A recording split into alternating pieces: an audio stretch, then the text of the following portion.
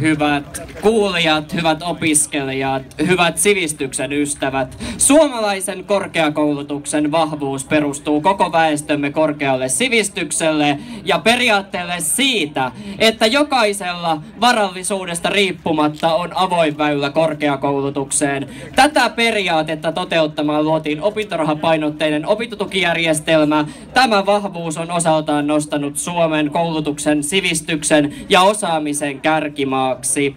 Tätä vahvuutta Suomen hallitus on nyt järkyttävällä tavalla rappeuttamassa. Hyvät kuulijat, olemme viime aikoina saaneet huomata karulla tavalla sen, ettei Suomen hallitus arvosta sen enempää koulutusta kuin opiskelijoitakaan. Minua inhottaa, että julkisuudessa opiskelusta puhutaan harrasteluna, tieteentekijöitä parjataan ja opiskelijat nähdään yhteiskunnalle lähinnä ikävänä kulueränä. Ei todella ole toista ryhmää, jolta hallitus voisi leikata 1/4 toimeentulosta ja kehua leikkausta yhteiskunnallista oikeudenmukaisuutta lisääväksi. Minulle sivistys on itseisarvo ja jopa ihmisoikeus. Näkemykseni mukaan opiskelu tulisi nähdä yhteiskunnan investointina sivistystehtävän edistämiseen ja väestön henkisen pääoman kasvattamiseen.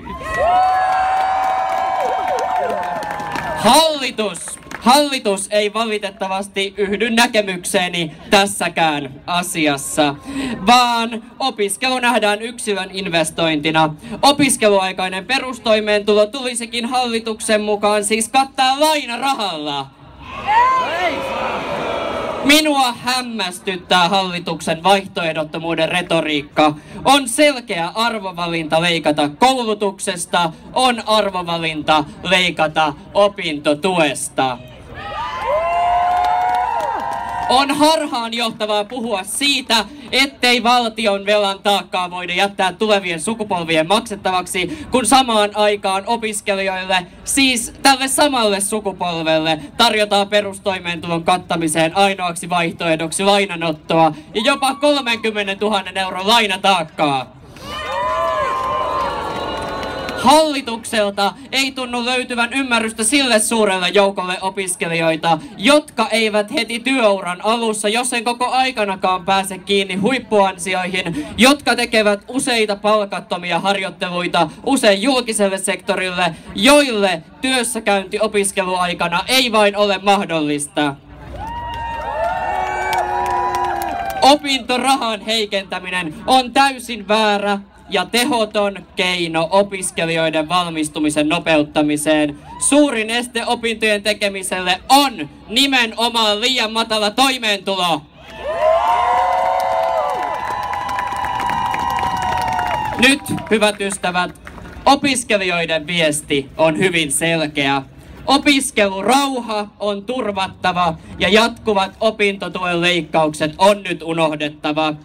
Ei ole oikein, että opiskelijat joutuvat jatkuvasti pelkäämään toimeentulonsa puolesta ja opintotukimielenosoitukset tuntuvat olevan jokakeväinen perinne.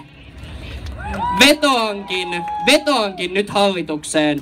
Opintotuen leikkaukset on välittömästi peruttava. Tämän jälkeen voimme aloittaa työn aidosti kannustavan oikeudenmukaisen sekä yhteiskuntaa että opiskelijoita hyödyttävän opintotukimallin rakentamiseksi.